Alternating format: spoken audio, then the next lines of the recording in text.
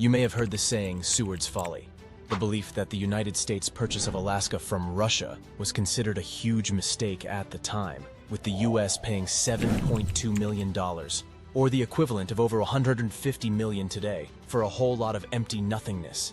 That is until Alaska was found to be a natural wonderland teeming with natural resources. But if no one knew how valuable Alaska would be, why did the United States purchase it for such a high price? And did people at the time really think it was such a colossal blunder? Today we're looking at the real reason why the United States bought Alaska from Russia. But before we go more in depth into this fascinating topic, please consider to like, subscribe, and turn on post notifications. We have more great stories in our channel for you to check. It's hard to imagine the United States today without Alaska as its ultimate, often deadly frontier. At 665,184 square miles in size, Alaska is by far the biggest state in the country, making up 16% of all land area in the US. The next three biggest states combined, Texas, California, and Montana, are still smaller than it. Its 732,000 residents also make it the third least populous state, with only Wyoming and Vermont having fewer people. Since its colonization by Russia in the 1740s, Alaska has been a tantalizing frontier for fortune seekers. Its history is marked by a series of booms and crazes as outsiders rushed in to take advantage of the state's natural resources, and many really did strike it rich by taking its gold, its furs, and, more recently, its oil. At the time of Alaska's sale to the United States, only 1,000 Russians were living in the territory, plus another 2,000 people identified as Creoles. Since they never reached much further inland, the Russians had little contact with another of Alaska's native people, the Athabascans, hunters of moose and caribou. But, being far from Moscow, Russian America received a supply ship from the motherland only once every 2 or 3 years. So the colony quickly became dependent on trade with other European settlers, particularly Americans, who saw the potential riches swimming off Alaska's shores. Merchants in Boston and New York started sending expeditions to Alaska to acquire otter furs, which they would later take to Canton, the great Chinese trading post of the day. Soon the merchants were conducting a kind of triangular trade between New England, Alaska, and China. New England merchants were particularly interested in whaling, bringing back whale oil and baleen for various Victorian household goods, including using the oil for lamps and weaving the baleen into baskets and fishing lines. This use of American merchants as an entry to the Chinese markets was crucial to the Russian America Company because Russian merchants were banned from Chinese ports, who saw no need to enrich their great neighbor to the north. But while the colonists in Alaska were relying heavily on American supplies, officials were concerned about Americans supplying natives with firearms and ammunition, and Moscow asked the United States to ban the practice, but the federal government declined to intervene. Meanwhile, the US was trying to assert its claim to the Oregon Territory, which was triply disputed by the US, Russia, and Great Britain. In April 1824, the US and Russia hashed out their differences with a treaty that placed the southern boundary of Russian Alaska at 54 degrees latitude and allowed both nations to trade with the natives, alcohol, and firearms accepted. But the balance of power was rapidly shifting towards the Americans. In 1844, the US signed its first commercial treaty with China. They would follow suit with Japan in 1858, but more than anything, it was the Mexican-American War and its resulting territorial gains that demonstrated America's hunger for expansion and its commitment to fulfilling the promise of the Monroe Doctrine to let no European power continue operating in North America.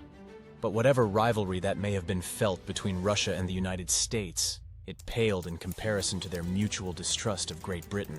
Tsar Nicholas I underscored this shared apprehension in a statement to the US minister in St. Petersburg, declaring, "Not only are our interests alike, but our enemies are the same." In 1866, a group of citizens in British Columbia voted to request permission from the British government to join the United States, but the movement never progressed any further than that. That same year, the US House of Representatives introduced an annexation bill that was never voted on. The United States' expansionist attitude ultimately propelled the Canadian provinces toward Confederation. In late 1866, a few months before the creation of the Dominion of Canada, Tsar Alexander received a report recommending the sale of Alaska to the United States. Alexander instructed his minister, Edward Stoical, to gauge the Americans' interest in the purchase. Stoical, who had served as Russia's representative in the US since 1854, was well connected in Washington, D.C. and had been an early advocate for selling Alaska to the US. When it came to negotiating, Stoical had a more than willing partner in the U.S. Secretary of State William Seward. Seward, a former governor of New York, was a prominent abolitionist and supporter of the United States territorial expansion. He saw no contradiction between his support for emancipation and his desire that the United States expand across the continent into Indian country. In 1860, Seward sought the Republican nomination for president, and on the campaign trail he made specific references to Alaska, saying, "I see the Russian, and I can say, go on and build up your outposts all along the coast, up even to the Arctic Ocean. They will yet become the outposts of my own country." After losing the 1860 nomination, Seward joined Abraham Lincoln's cabinet, which would later be called the Team of Rivals, for the sharply divergent views of its members. During the Civil War, he warned the British envoy against recognizing the Confederacy, threatening to declare a war on Great Britain that would lead to an invasion of Canada. After Lincoln's assassination, Seward remained Secretary of State under President Andrew Johnson, an uncomfortable arrangement for all of Lincoln's cabinet. A former slave owner, Johnson was widely seen as overly conciliatory towards the South, and negotiating the sale of Alaska gave Seward something to do outside the contentious politics of Reconstruction. On March 9, 1867, Stoeckel and Seward met in Washington. Stoeckel was under orders only to bring up the idea of selling Alaska after Seward had broached the subject. The two men talked for a while about fishing rights until, finally, Seward brought up the subject of the United States purchasing Alaska, at which point, Stoeckel revealed that the Tsar had authorized him to negotiate just such a sale. The next day, with President Johnson's approval, negotiations began. 5 days later, Seward and Stoeckel met again. Seward insisted that any sale be kept secret until it was completed and opened with an offer of $5 million. Stoeckel immediately sent the Tsar a cable pledging to secure a higher price of $6 to $6.5 million. At the next cabinet meeting, Seward presented a draft treaty offering the Russians $7 million, evidently expecting Stoeckel to be a skilled negotiator. With only minor objections, the cabinet unanimously approved the motion. In a subsequent meeting, Seward and Stoeckel ironed out more specifics, including the Russian-American company's remaining assets. Stoeckel managed to raise the sale price to $6.5 million, and after agreeing to include the Russian-America company's buildings in the sale, the final price was set at $7 million, payable 10 months after the treaty signing. At the last moment, the price was raised from $7 million to $7.2 million, an addendum that would become a point of contention when the sale went before Congress for appropriation. The agreement also stipulated that the U.S. would not be burdened by prior obligations, effectively dissolving the Russian-American company. For $7.2 million, Seward had acquired 140 million acres for the United States, amounting to a mere 2 cents per acre. From the perspective of the American people, the sale seemed to materialize overnight. There had been talk of buying Alaska before, but nothing to suggest such a deal was imminent.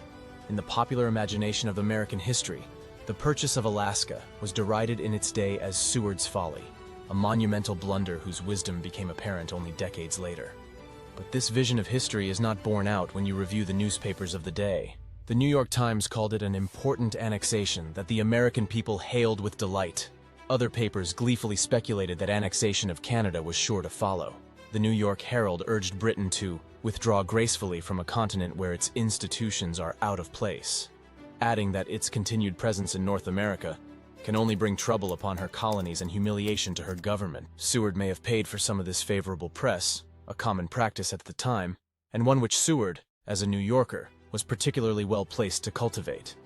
On the flip side, the Farmer's Cabinet, which was published in Philadelphia, described Alaska as hardly worth accepting as a gift. Others who opposed the sale at the time included Horace Greeley of the New York Tribune. Ironically, Greeley had coined the famous phrase, "Go west, young man." But perhaps he didn't mean that far west. He evidently saw the purchase of Alaska as irresponsible given the U.S. financial straits of the post-war years. But it appears that most Americans welcomed the acquisition of Alaska. They saw it as a deposit for mineral resources and a destination for restless pioneers. More than anything, though, Americans welcomed the acquisition of Alaska as a crucial step on the way toward annexing Canada.